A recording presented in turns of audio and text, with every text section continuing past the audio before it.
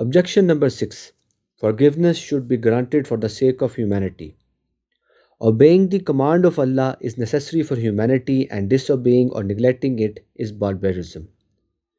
In Quran, there is a clear command that the blasphemer should be executed. Therefore, after the command of Allah has been revealed, executing the blasphemer cannot be objected. Point number 2. In Pakistan, if someone commits theft, adultery, or murder, will it be considered humane to forgive the culprits of these crimes? Of course not. Instead, they will be given the appropriate punishment according to law of Pakistan. If you believe in such a principle of humanity, then release all prisoners from jails, forgive all of them for the sake of humanity.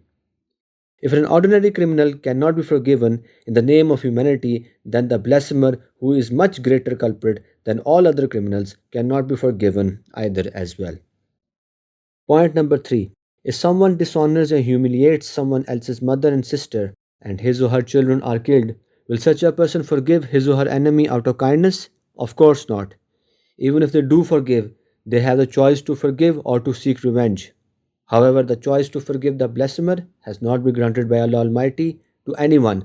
For a Muslim, the love and reverence for Prophet ﷺ surpasses the love for parents, siblings, wealth, and their own lives.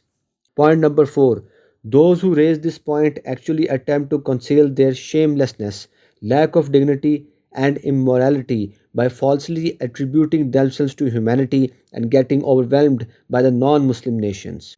However, shamelessness, lack of dignity, and immorality cannot be labeled as humanity. Objection number 7. This law was made by a dictator, so it should be abolished. This objection is also vague and invalid, just like all the other objections, because Section 295C came into its full and final form in 1991, and it was not during Ziaul Haq's reign but in Nawaz Sharif's era.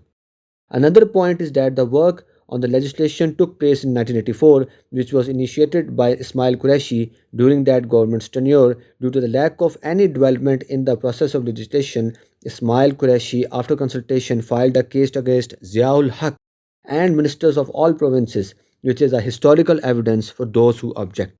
To those who oppose our opinion, we say that if it is accepted that Section 295C was enacted by a dictator and it should be abolished, then why not abolish all the other laws enacted by the same dictator?